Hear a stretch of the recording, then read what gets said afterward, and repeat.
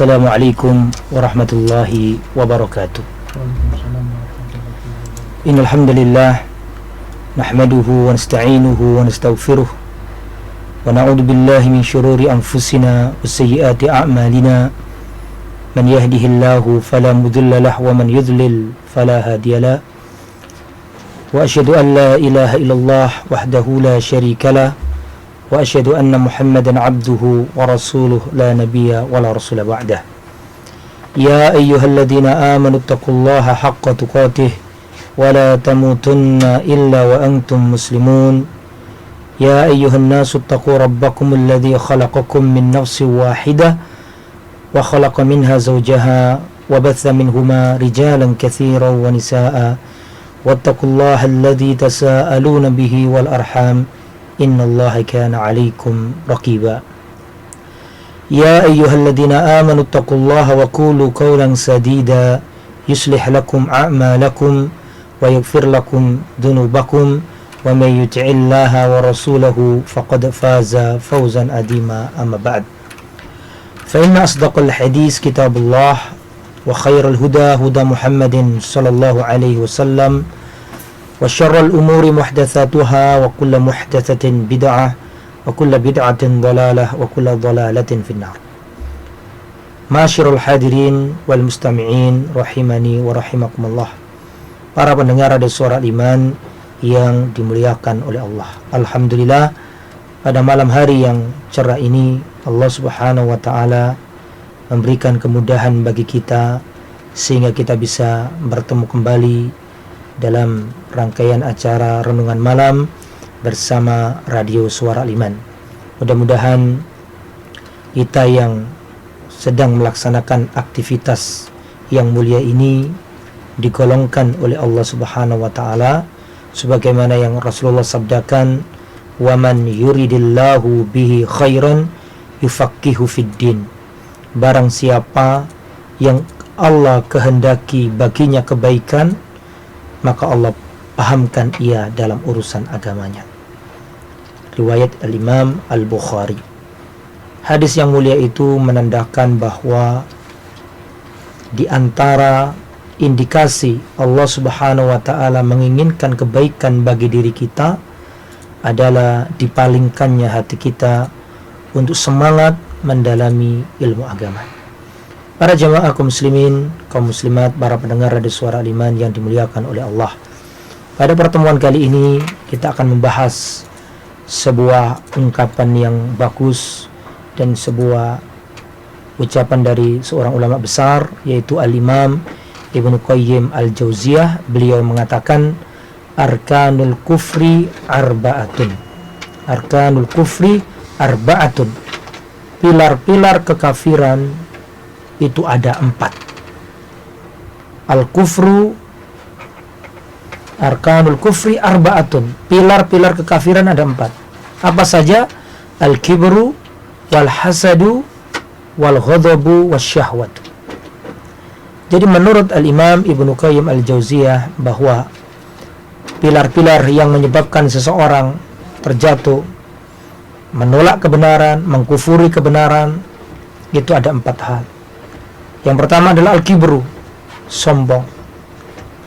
Nomor 2 adalah al-hasadu, iri dan dengki. Yang nomor 3 adalah al-ghadabu, amarah, murka. Sedang yang nomor 4 adalah asyahwatu, syahwat, ambisi, nafsu yang menggebu-gebu ingin memiliki sesuatu. Itulah 4 hal yang menyebabkan orang ini tidak bisa mengikuti kebenaran. Itulah 4 hal yang menyebabkan seorang tidak bisa mengikuti jalan kebenaran, sebagaimana dikatakan oleh Imam Ibnu Qayyim Al-Jauziyah. Taib, yang pertama, kata beliau, yang pertama adalah al-kibru, kesombongan.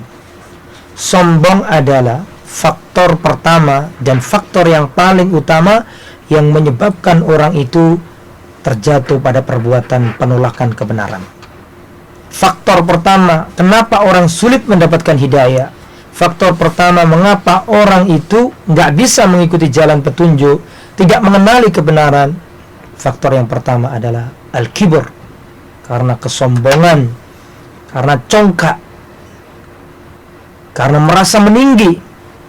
Dan orang yang seperti ini tidak akan mampu mengikuti kebenaran meskipun sebenarnya dia mengetahui kebenaran tersebut. Mana dalil yang menunjukkan bahwa kesombongan menyebabkan seseorang menolak kebenaran? Di antara dalil dari hal itu adalah sebagaimana firman Allah Subhanahu wa taala ketika Allah Subhanahu wa taala perintahkan kepada iblis untuk sujud ke Adam. Allah Subhanahu wa taala mengatakan, "Usjudu li Adamah." Sujudlah kalian kepada Adam. Fasajadu, maka mereka sujud. Para malaikat sujud kepada Nabi Adam. Illa iblis, kecuali iblis. Menolak perintah Allah. Mengenali kebenaran tapi tidak sanggup menjalankan kebenaran. Mengkufuri kebenaran. Ketika Allah katakan usjudu li Adam, sujudlah kepada Adam. Akan tetapi iblis tidak mau. Alasannya apa? Diterangkan dalam ayat tersebut, aba wastakbarah. Karena iblis enggan, karena iblis itu sombong, wa kana minal kafirin, maka dia termasuk di antara orang-orang yang kafir. Karena kesombongan inilah mata hatinya tertutup, tidak bisa mengikuti jalan kebenaran. Meskipun sebenarnya iblis tahu bahwa Allah adalah Allah. Iblis tahu bahwa perintah Allah harus dilaksanakan. Akan tapi kesombongannya tadi itu mengalahkan mata hatinya sehingga dia tidak sanggup mengikuti jalan petunjuk karena kesombongannya. Maka dari itu para jamaah, kalau diri kita masih menyimpan kesombongan, artinya kita masih menyimpan suatu hal yang menyebabkan diri kita sulit menerima kebenaran. Sombong. Lantas apakah sombong itu? Kesombongan atau al-kibru sebagaimana yang dijelaskan oleh Rasulullah, al-kibru batarul haqq wa humtun nas. Bahwasannya kesombongan adalah batarul haqq, menolak kebenaran, wa humtun nas, dan meremehkan manusia. Dan dua-duanya ini dilakukan oleh iblis.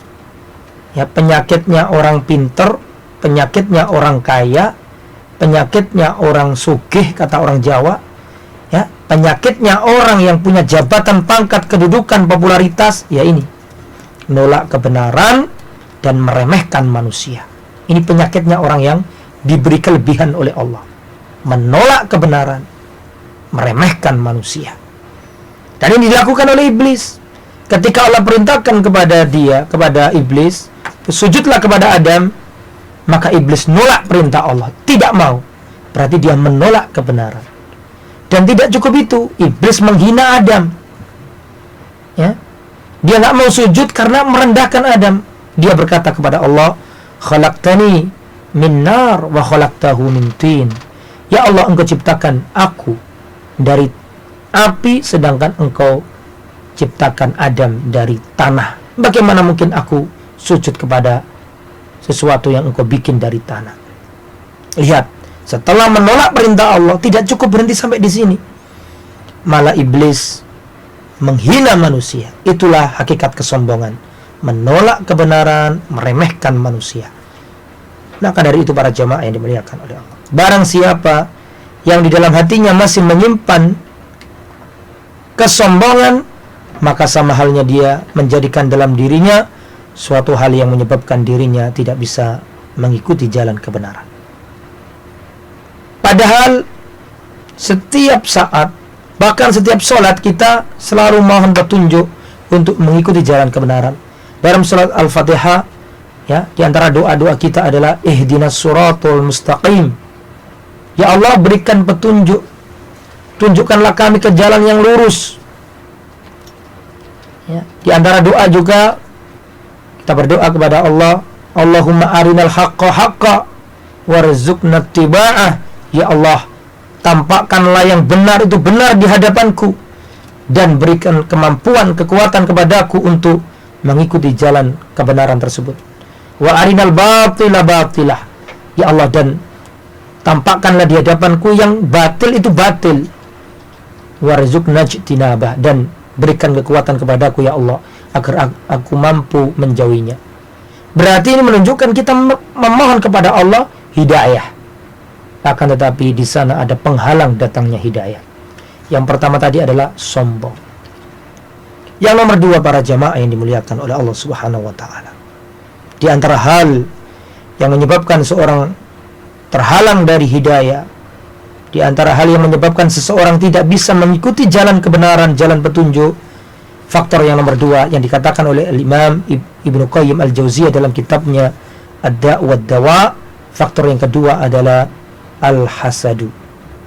Hasad, iri, dengki. Orang kalau hasad, maka matanya dan mata hatinya tertutup dari menerima nasihat. Karena orang kalau hasad, dia egonya tinggi, tidak mau mendengarkan perkataan orang lain. Nah, hasad inilah, iri, dengki inilah faktor kedua yang menyebabkan seseorang sulit menerima kebenaran dan menyebabkan dirinya terhalangi dari hidayah. Karena hasad. Hasad inilah yang menyebabkan iblis diusir dari surga. Dia hasad kepada Adam karena merasa Adam yang lebih diutamakan Allah. Maka iblis hasad, iri. Akhirnya dia diusir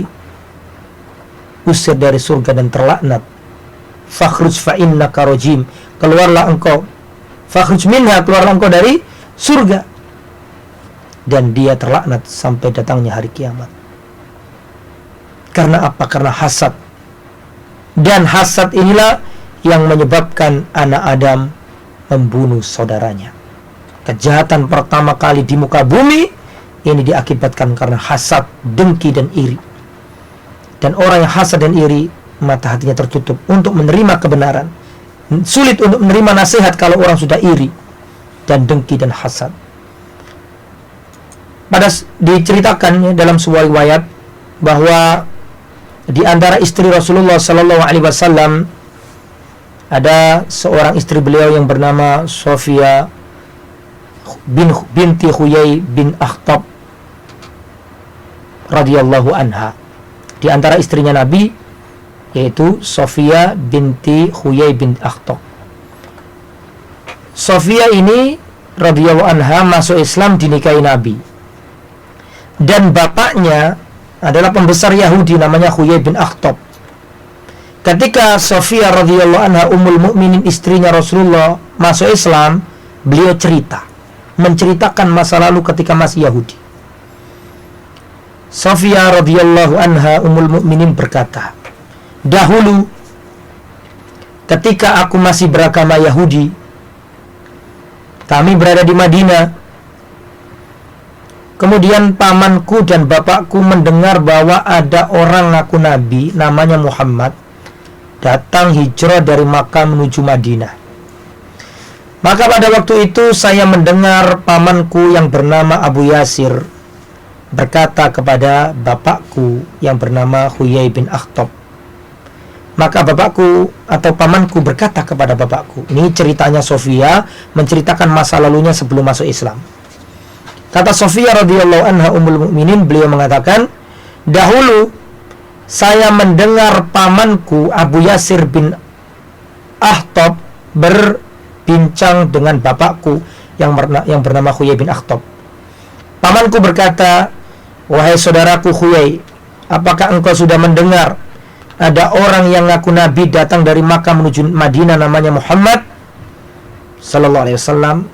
Maka bapakku pada waktu itu berkata, ya, saya sudah mendengarnya. Kemudian pamanku bertanya lagi, huwa, apakah dia itu dia? Jadi pamanku berkata kepada bapakku, huwa, apakah dia itu dia? Apakah Muhammad itu nabi? Sebagaimana yang dijelaskan dalam kitab Taurat yang kita baca setiap hari. Apakah benar Muhammad itu nabi? Maka bapakku menjawab, huwa. Ya benar, dia itu. Muhammad ya nabi itu yang kita tunggu-tunggu datangnya sebagaimana dalam Taurat. Kemudian pamanku bertanya kesekian kalinya, kalau begitu wahai saudaraku, tidakkah kita beriman saja kepadanya?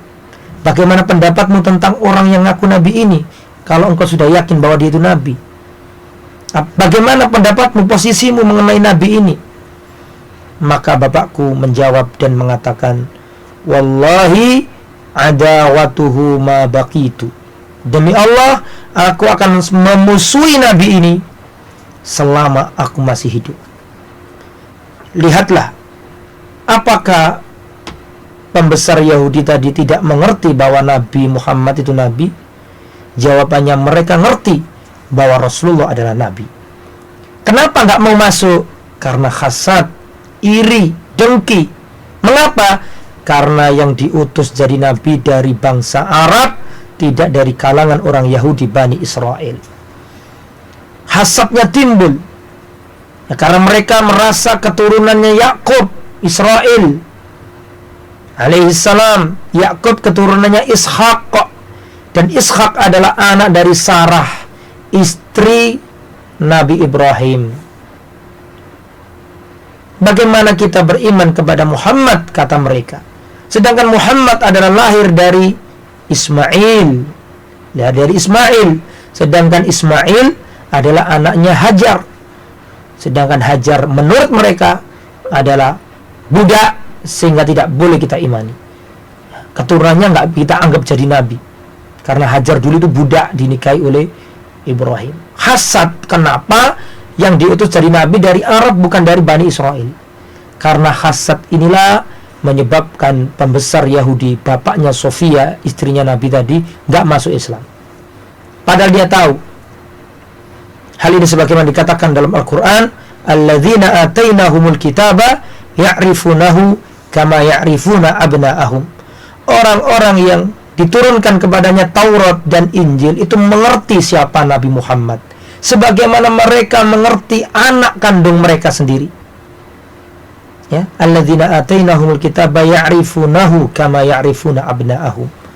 Orang-orang yang diturunkan Alkitab, baik Taurat maupun Injil, mengerti siapa Nabi Muhammad sebagaimana mereka mengerti seluk-beluk anak kandungnya sendiri. Kalau saya boleh bertanya, kalau ada anak kecil, ya, siapakah manusia di muka bumi ini yang paling tahu tentang anak kecil? Jawabannya adalah ibunya dan bapaknya. Maka orang Yahudi pada waktu itu mengerti Nabi Muhammad ini Nabi sebagaimana pengetahuan mereka bahwa anaknya ini adalah anaknya, anak kandungnya. Tapi karena apa? Hasad, iri dan dengki, mata hatinya tertutup, tidak bisa mengikuti jalan petunjuk. Ini penyebab nomor 2, seseorang tidak bisa mengikuti jalan kebenaran. Kemudian para jamaah yang dimuliakan oleh Allah, faktor yang ketiga, kata Al-Imam Ibnu Qayyim Al-Jauziyah, adalah asyahwatu, syahwat, keinginan yang menggebu-gebu, ambisi yang luar biasa.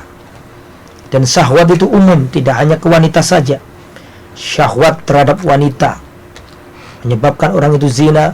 Syahwat terhadap harta menyebabkan orang itu korupsi, menyuap, ya.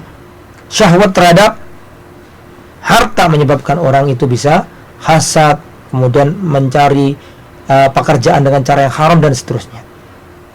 Intinya poin yang nomor 3 yang menyebabkan orang itu tidak bisa mengikuti jalan kebenaran, atau dalam istilah lain, nomor 3 yang menyebabkan orang itu menolak kebenaran adalah syahwat. Dan syahwat adalah ambisi yang menggebu-gebu, keinginan yang luar biasa, ambisi yang tidak terkendalikan, syahwat namanya. Ini menyebabkan seorang terhalangi dari mengikuti jalan kebenaran. Mana dalil tentang masalah ini? Ada cerita panjang yang dicantumkan oleh Al-Imam Al-Bukhari dalam kitabnya Sahih Bukhari, yang mengisahkan bagaimana syahwat, ambisi terhadap sesuatu itu menyebabkan seseorang tidak bisa mengikuti jalan kebenaran. Ambisi menjadi orang terkenal, ambisi memangku jabatan tertentu, menyebabkan orang itu menolak kebenaran dan tidak bisa mendapatkan atau menapaki jalan kebenaran. Dicantumkan oleh Imam Al-Bukhari dalam kitabnya Sahih Al-Bukhari dalam bab Bad'il Wahyi, bab permulaan turunnya wahyu, beliau mencantumkan cerita yang sangat panjang sekali.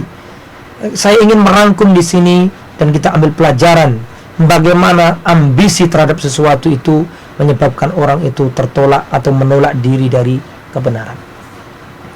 Diceritakan bahwa Kaisar Romawi pada waktu itu ketika Rasulullah diutus jadi nabi, itu yang menjadi Kaisar Romawi pada waktu itu bernama Heraklius, ya. Dan Romawi jauh sebelum Rasulullah diangkat jadi nabi, bahkan sebelum Rasulullah lahir sudah ada Kaisar Romawi, dan mereka sudah membentuk kerajaan besar, imperatoriah atau imperium Romawi Raya, yang mana pada waktu di masa Nabi itu yang jadi kaisar namanya Kaisar Heraklius, atau dalam bahasa Arabnya Herakl ya, dan dalam bahasa umumnya ya yaitu Kaisar Heraklius, Raja Romawi Kaisar Heraklius. Heraklius ini mendengar bahwa ada orang yang ngaku nabi muncul dari tanah Arab. Dan Heraklius ini membaca Injil karena dia itu orang Nasrani. Romawi pada waktu itu sudah beralih agama dari penyembahan dewa-dewa pada zaman Nabi. Romawi sudah menjadi Nasrani. Nah, ketika mendengar bahwa ada orang ngaku nabi di Arab tadi namanya Muhammad, maka Raja atau Kaisar Heraklius mengumpulkan para pedagang Arab yang ada di Syam. Kebetulan ibu kota Romawi pada waktu itu ada di Syam. Maka seluruh pedagang-pedagang Arab dikumpulkan di istananya Heraklius. Kemudian Heraklius mengorek informasi atau mencari informasi tentang orang yang ngaku nabi namanya Muhammad tadi. Maka dikumpulkanlah pedagang-pedagang Arab. Kemudian Raja Romawi, Kaisar Romawi yang bernama Heraklius tadi bertanya, pakai penterjemah ya, ini singkatnya. Kemudian Heraklius bertanya kepada rombongan orang-orang pedagang Arab tadi.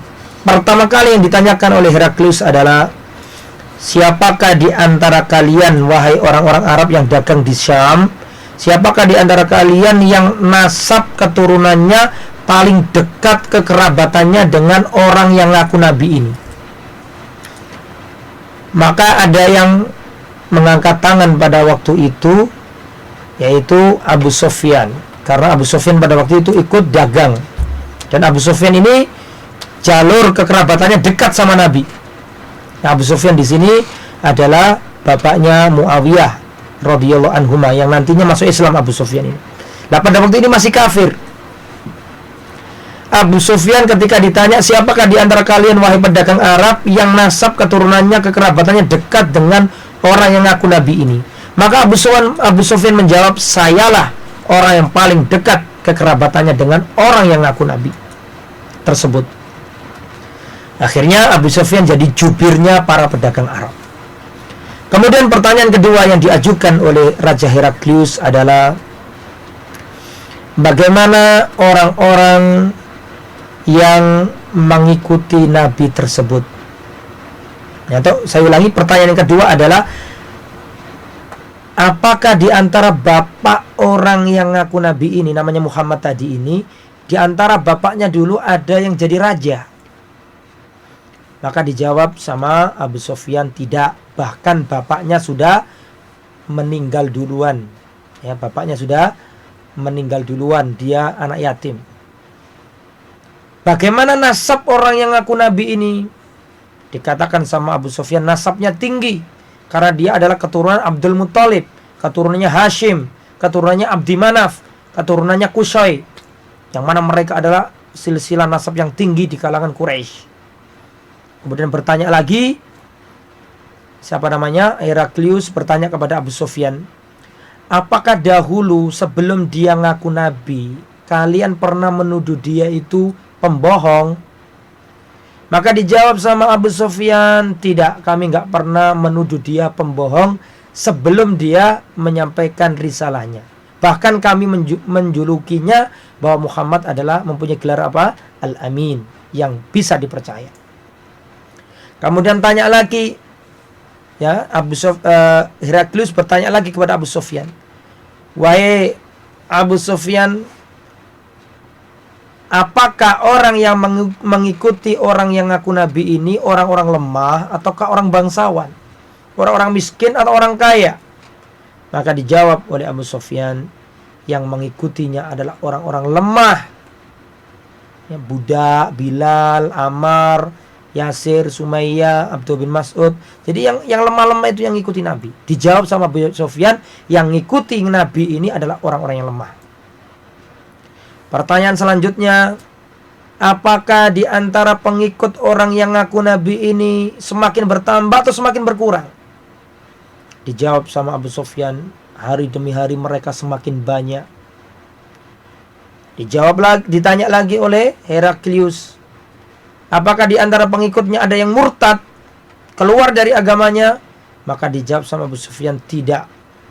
Karena memang kenyataannya seperti itu, ya. Para sahabat dicambuki, diazab, disiksa, tapi mereka tegar.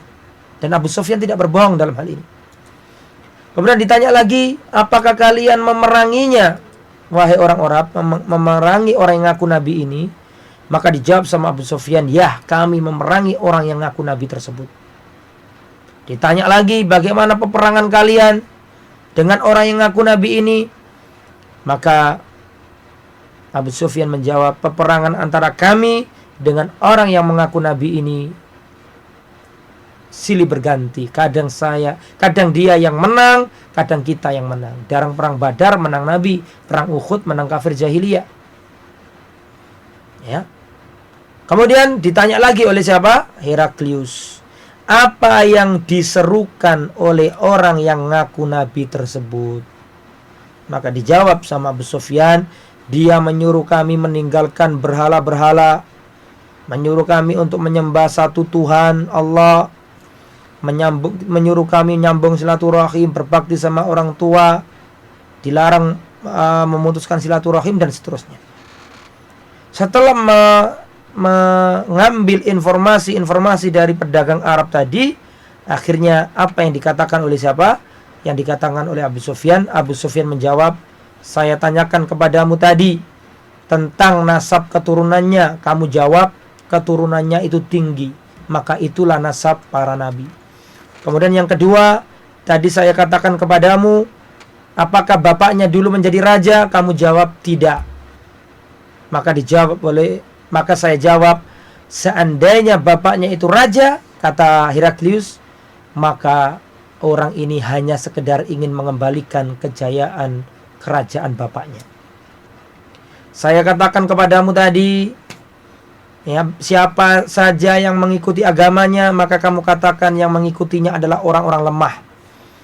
Maka itulah pengikut para nabi. Kemudian saya katakan kepadamu, apakah ada yang murtad di antara pengikut orang yang ngaku nabi ini? Maka kamu jawab, mereka tidak ada yang murtad. Maka inilah keimanan kalau sudah merasuk dalam hati. Kemudian saya tanyakan kepadamu tadi, apakah kalian memeranginya? Maka kamu jawab, ya, kamu memeranginya. Maka itulah para nabi selalu dimusuhi, diperangi oleh kaumnya. Kemudian saya katakan kepadamu, bagaimana peperangan kamu dengan orang ngaku nabi ini? Kamu jawab, silih berganti-gantian. Maka itulah peperangan dulu yang terjadi antara nabi dan umat yang menentangnya. Kemudian saya katakan kepadamu, apakah dulu dia pernah berbohong sebelum mendakwakan ini? Pernah kamu tuduh sebagai pembohong? Kamu katakan dia tidak pernah berbohong. Maka itu adalah akhlaknya para nabi. Kemudian saya tanyakan kepadamu, apa yang diserukan oleh orang yang ngaku nabi ini? Kamu katakan dia menyuruh untuk menyembah satu Tuhan, Allah Subhanahu wa taala, menyambung silaturahim, berbakti sama orang tua. Maka itu adalah ajarannya para nabi. Kemudian Abu Sufyan mengatakan, Heraklius, ya, mohon maaf, Heraklius mengatakan, jika benar apa yang kamu katakan tadi, wahai orang-orang Arab, tentang orang yang ngaku nabi ini, maka dialah nabi tersebut. Kami meyakini bahwa akan datang nabi tersebut, akan tapi kami tidak menyangka ternyata nabi itu datang dari kalangan kalian, yaitu orang-orang Arab, bukan dari golongan kami. seandainya apa yang kalian katakan tadi benar wahai orang-orang Arab tentang orang yang ngaku nabi ini, maka nabi dia nanti akan menguasai tempatku berdiri ini, dan seandainya dia ada di hadapanku, niscaya aku akan basuh kakinya. Maka dia sebenarnya beriman, meyakini bahwa itu nabi. Heraklius pada waktu itu hampir masuk Islam. Silakan dibuka dalam kitab Sahih Al-Bukhari, ceritanya panjang yang saya sampaikan tadi, tidak secara harfiah tapi secara intinya ya, karena kalau saya bacakan sangat panjang sekali. Lah, kemudian suratnya Nabi datang ya pada waktu itu. Ya, surat Nabi datang dari Madinah dibawa ke Makkah. Dibawa ke Heraklius ya, ke Syam pada waktu, karena pada waktu itu pusat Romawi ada di Syam. Suratnya Nabi datang, Bismillahirrahmanirrahim, min Muhammadin Rasulillah. Bismillahirrahmanirrahim, dari Muhammad, utusan Allah. Ya, assalamu ala manittaba'il huda, keselamatan bagi orang yang mengikuti jalan petunjuk. Masuk Islamlah kamu akan selamat. Ya, kerajaanmu kalau kamu masuk Islam tetap milikmu. Ya, tapi kalau engkau tidak mau masuk Islam, maka engkau akan menanggung dosanya orang-orang awamnya Romawi, orang-orang petani, pedagang yang nggak tahu menahu, dosanya ditanggung oleh kamu wahai Raja Romawi. Masuk Islamnya kamu akan selamat. Maka terbesit dalam hatinya masuk Islam Raja Heraklius ini. Maka dia kumpulkan para punggawa kerajaan Romawi, terus disampaikan kepada mereka, maukah kalian, ya, kata Heraklius, maukah kalian saya tunjukkan jalan keselamatan, ya, wahai orang-orang Romawi, apakah kalian menginginkan keberuntungan, petunjuk yang menyelamatkan kalian di dunia sama akhirat? Maka ikutilah nabi tersebut, dan kekuasaan kalian tetap menjadi milik kalian. Ikutilah, berbaiatlah kepada orang yang ngaku nabi namanya Muhammad ini. Maka apa yang terjadi? Mereka berlari-larian, ya, pembesar-pembesar berlari-larian, tidak mau menuruti perkataan siapa? Raja Romawi tersebut. Kemudian Raja Romawi takut, ya, mereka lari dari dirinya. Akhirnya Raja Romawi mengatakan, aku mengatakan demikian tadi hanya untuk menguji, ngetes keimanan kalian terhadap agama kalian. Apakah kalian mudah digoyahkan dengan agamanya Nabi baru ini apa tidak? Padahal sebenarnya Heraklius tadi pengen masuk Islam, tapi karena takut kekuasaannya hilang, syahwat, ambisi terhadap jabatan, ambisi terhadap kekuasaannya, dia tidak bisa mengikuti jalan kebenaran, meskipun dia tahu bahwa Nabi Muhammad tadi itu adalah Nabi. Hal ini sebagaimana Allah katakan, alladzina atainahumul kitaba ya'rifunahu kama ya'rifuna abna'ahum. Orang-orang yang diberi Alkitab, Taurat dan Injil mengerti siapa Nabi Muhammad, bahwa dia adalah Nabi, sebagaimana mereka mengerti anak-anak kandung mereka sendiri. Akan tapi karena kekuasaannya tadi takut hilang, ambisinya selalu jadi raja, menyebabkan dia tertutup dari jalan kebenaran, atau tidak bisa menjalani jalan kebenaran. Inilah poin yang ketiga yang menyebabkan seseorang tidak bisa menapaki jalan kebenaran atau menolak kebenaran. Adapun yang nomor 4, kata Al-Imam Ibnu Qayyim, adalah al-ghadab, murka, amarah, karena murka dan amarah melahirkan ketidakadilan. Nah, sebagaimana kisahnya Fir'aun, kalau saya ceritakan panjang kisah-kisahnya, seperti Fir'aun, raja zalim di zamannya Nabi Ibrahim. Ya, kemarahan dan amarah menyebabkan ketidakadilan dan kezaliman. Para jamaah, apa yang kami sampaikan tadi intinya ingin saya garis bawahi bahwa kita selalu minta kepada Allah jalan petunjuk, minta hidayah, bahkan selalu kita baca dalam setiap rakaat, bahkan menjadi rukunnya sholat. Kita membaca Al-Fatihah dan kita minta petunjuk sama Allah. Ihdinas siratal mustaqim, ya Allah, berikanlah petunjuk kepadaku untuk mengikuti jalan yang lurus. Berarti kita kan minta hidayah.